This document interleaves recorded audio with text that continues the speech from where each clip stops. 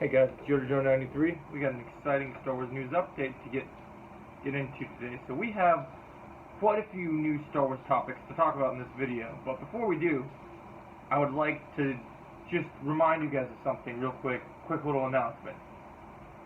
So 69 of you guys are doing a great job subscribing to the channel and doing awesome.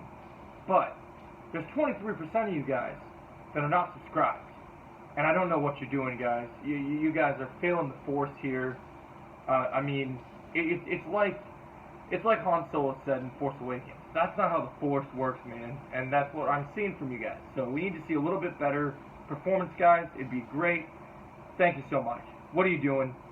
Do better. May the Force be with you. Without further ado, let's get into the video. So, in today's Star Wars news update, we have many topics to get into, such as the new villain of the Star Wars universe for the Rey movie, which will be our final main topic. But our previous two main topics are also still equally exciting. So, for our first main topic today, we will talk about the future of Boba Fett in the Mandalorian universe.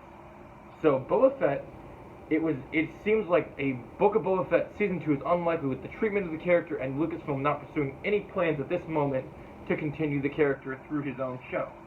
But instead, by many comments by Dave Filoni and Jon Favreau, we will be getting to see Boba Fett through the Mandalorian story continued through Mando Season 4, as well as the Dave Filoni movie we know as well. So, this is great. I think it's great that Boba is going to be a more prominent factor here.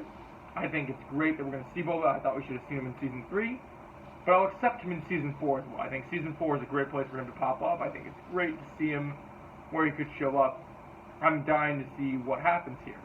I really am. I can't wait to see what they do. More Boba. We also know Tamron Morrison has also vocalized that he would like to see more of a Jeremy Bullock version of Boba again. More like the comic Boba that was badass, less speaking, more splitting skulls and throwing rockets in people's faces and blowing people up, shooting them in the face. All these great things that we all want to see. So, for me, that's pretty high on my list. I want to see that. I'm about it. I think it'd be great to check out. Let me know what you guys want to see with this first topic. Are you guys excited Boba Fett's going to be more in the Mandoverse and less into Book of Boba Fett, and you see him more as a support character and maybe a more leadership role in somebody else's show, or would you rather have him in his own show again and try a Book of Boba Fett Season 2 with better redemption? Me personally, I don't think that's the best route. I know we did a bad job with that previous one, so I think it's a good idea to let him just ride out his Mandalorian wave and connect with Din and connect with Fennec and all those other characters. It's much better for him to serve as support to Din than an actual character in his own show. We just want to see Boba Fett do badass things, and if we get a couple episodes of The Mandalorian that could give us badass Boba, I think a lot of the Star Wars fans will be happy. And I think this is great. So personally, I'm all for this. I think Boba definitely being in Mando 4 gets me excited, and I can't wait. Moving on to our next topic. The Ashoka show is literally 2 months away, guys. It's right around the corner. August 23rd. It's coming up soon. And as we get closer, it gets closer and closer to becoming my most anticipated Star Wars show. Besides The Acolyte. I think The Acolyte is going to be fantastic. And we'll see. The writing might fail, but the action at least sounds interesting, which we'll talk about in another video. But for now, let's talk about the Ashoka show. So the reason I mentioned the Ashoka show is Entertainment Weekly did a whole spread with photos in the recent weeks to come.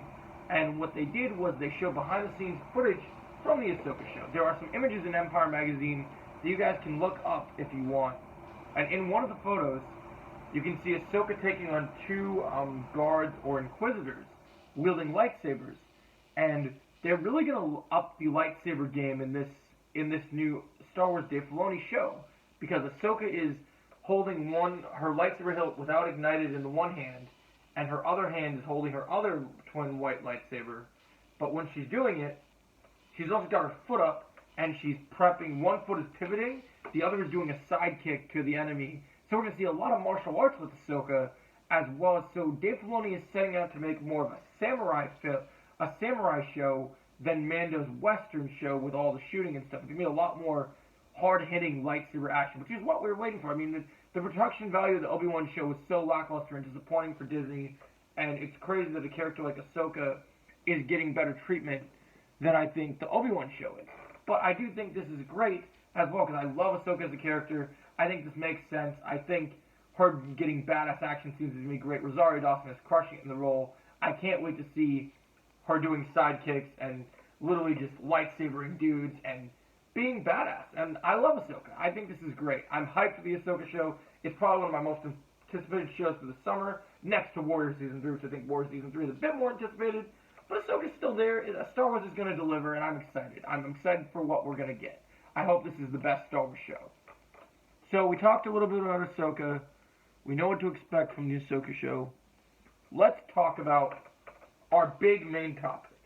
We talk about Boba Fett. We talk about the Ahsoka show.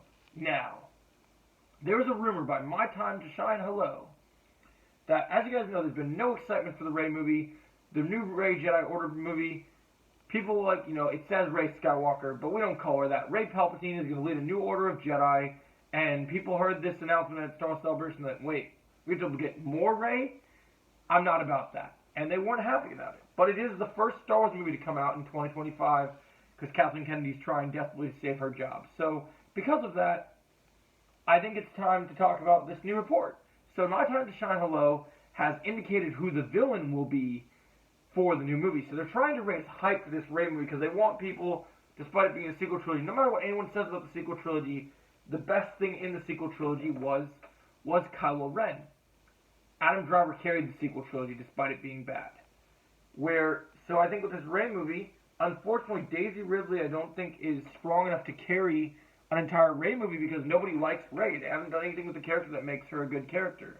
So they need a big actor to carry that through line better.